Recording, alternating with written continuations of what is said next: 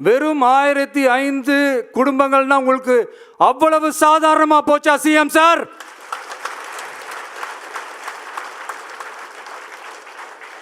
பதினைந்தாயிரம் மக்கள் நம்ம விவசாயிகளுக்காக அவங்க கூட நிக்க வேண்டியது நம்ம கடமை.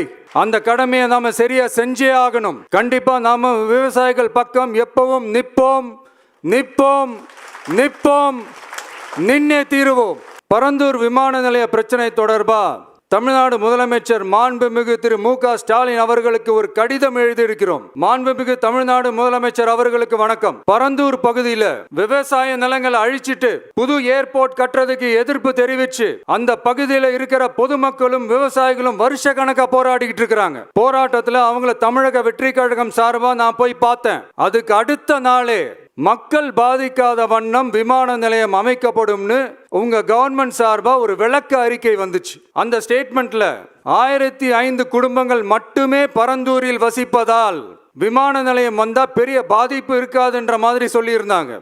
மக்கள் பாதிக்காத வண்ணம்னா என்னங்க சார்? ஒன்று அந்த இடத்துல ஏர்போர்ட் வருதுன்னு சொல்லணும், இல்லை அந்த இடத்துல ஏர்போர்ட் வராதுன்னு சொல்லணும். ரெண்டுமே அந்த அறிக்கையில் இல்லை. வெறும் 1005 குடும்பங்கள்னா உங்களுக்கு அவ்வளவு சாதாரணமா போச்சா சிஎம் சார்?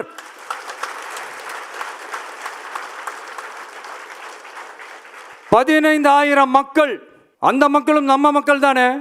ஏன் அந்த அக்கறையோ அந்த மனிதாபிமானமோ உங்ககிட்ட இல்ல? எதிர்கட்சியா இருந்தா மட்டும்தான் மக்கள் மேல உங்களுக்கு அக்கறை இருக்குமா? நூற்றுக்கணக்கான ஏக்கர் விவசாய நிலங்களை, மிகப்பெரிய நீர்நிலைகளை, ஆயிரக்கணக்கான வீடுகளை, அவங்களோட வாழ்வாதாரத்தை அழிச்சிட்டு அந்த இடத்துல தான் ஏர்போர்ட் கட்டியே ஆகணும்னு என்ன சார் அவசியம் இருக்கு? அப்புறம் எப்படி சார் நீங்க உங்களை மக்களின் முதல்வர்னு நான் கூசாம சொல்றீங்க? இதுல வேற உங்களுக்கும் இந்த பரந்தூர் ஏர்போர்ட் கட்டுற பிரச்சனைக்கும் சம்பந்தமே இல்லாத மாதிரி வேற காட்டிக்கிறீங்க. ஆனா ஏர்போர்ட்டுக்காக பரந்தூரை பரிந்துரை செஞ்சதே உங்க கவர்மெண்ட் தான் ஒன்றிய விமான போக்குவரத்து துறை அமைச்சர் சில மாதங்களுக்கு முன்னாடி சென்னை வந்திருந்தப்போ சொன்னார். அதுக்கும் உங்ககிட்ட இருந்த எந்த பதிலும் இல்லை.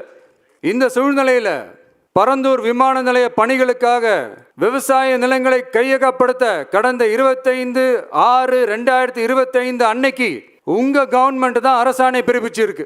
விமான நிலையம் அமைக்கிறதையே ஏற்க மாட்டோம்னு வருஷக்கணக்காக போராடுற மக்களோட நிலங்களையும் சேர்த்தே கையகப்படுத்த அந்த ஆணை பிறப்பிக்கப்பட்டிருக்கு. விவசாயிகளோட கண்ணீரை துடைக்க வேண்டிய தமிழ்நாடு அரசு அவங்களோட கண்ணில் குத்துறதாகவே இருக்கு இந்த ஜிஓ.